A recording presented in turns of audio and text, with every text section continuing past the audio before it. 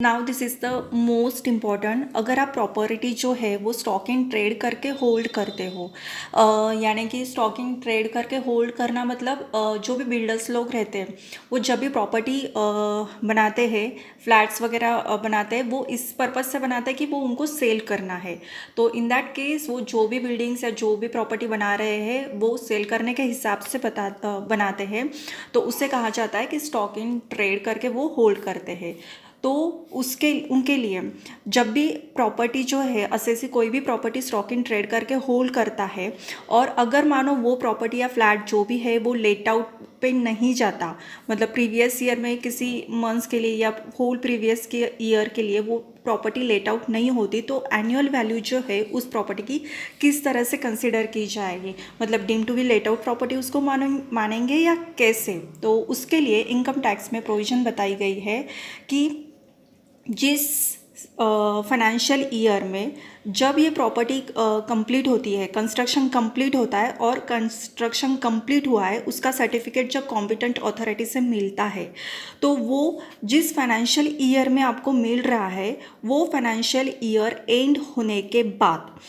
Financial year and होने के बाद यहाँ पे सपोज 7 फरवरी 2019 को कंस्ट्रक्शन कंप्लीट हुआ है और सर्टिफिकेट कॉम्पिटेंट अथॉरिटी से मिल गया है, और वो फाइनेंशियल ईयर जो है 31 मार्च 2019 को पूरा होता है। तो ये फाइनेंशियल ईयर एंड होने के 2 साल में अगर मानो इस प्रॉपर्टी से मुझे कुछ भी रेंट अगर नहीं मिलता है तो उसके ग्रॉस एनुअल वैल्यू नील कंसिडर की जाएगी। और अगर उस प्रॉपर्टी से मैं मानो बीच में 1 महीने के लिए भी प्रॉपर्टी अगर रेंट पे चली जाती है इस साल में कभी भी, तो रेंट जो भी अर्न होगा उस प्रॉपर्टी से, तो ग्रॉस एनुअल वैल्यू जो है उसकी टैक्सेबल हाउस प्रॉपर्टी हेड के अंदर उसकी ग्रॉस एनुअल वैल्यू जो है वो टैक्सेबल होगी। बट अगर मानो ये 2 साल ख़त्म होने के बाद फिर भी प्रॉपर्टी रेंट लेट आउट नहीं होती है या नहीं बिक नहीं जाती है, तो in that case gross annual value जो है वो नॉर्मली कंप्यूट की जाएगी, और अगर रेंट पे जाए या नहीं जाए फिर भी ग्रॉस एनुअल वैल्यू जो है वो उसकी कंसिडर की जाएगी, no matter whether you are earning the rent from that property or not. So यही इधर बताया कि जब भी where the house property is held as the stock in trade and the property or any part of the property is not let out during the whole or any part of the previous year, the annual value of such property or part of the property for the period up to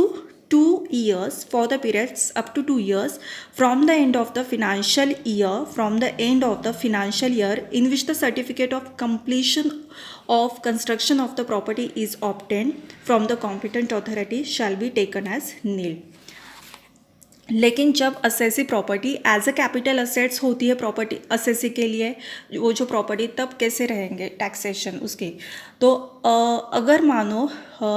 assessee वो जो property capital assets करके अगर hold कर रहा है और वो property अगर वो खुद के बिजनेस के लिए यूज़ कर रहा है, तो एनुअल वैल्यू जो है वो उसकी हाउस प्रॉपर्टी के अंडर टैक्सेबल नहीं होगी। लेकिन अगर मानो वो असेसी प्रॉपर्टी जो है जैसे कैपिटल असेट्स के लिए वो होल्ड कर रहा है, अगर वो लेट आउट करता है और लेटिंग आउट वो असेसी का बिजनेस है, लेट आउट करना, प्रॉपर्टी लेट आउट करना ही उसका बिजनेस है, तो वो जो हाउस प्रॉपर्टी का इनकम है वो पीजीबीपी के अंडर टैक्सेबल होगा। और अगर मानो वो लेट आउट करना असेसी का बिजनेस नहीं है और वो प्रॉपर्टी अगर वो ओन करता है तो वो हाउस प्रॉपर्टी के अंडर टैक्सेबल होगी, और अगर वो ओन नहीं करता है इन दैट केस उस प्रॉपर्टी से जो भी उसको रेंट मिलेगा वो इनकम फ्रॉम अदर सोर्स में जाके टैक्सेबल होगा।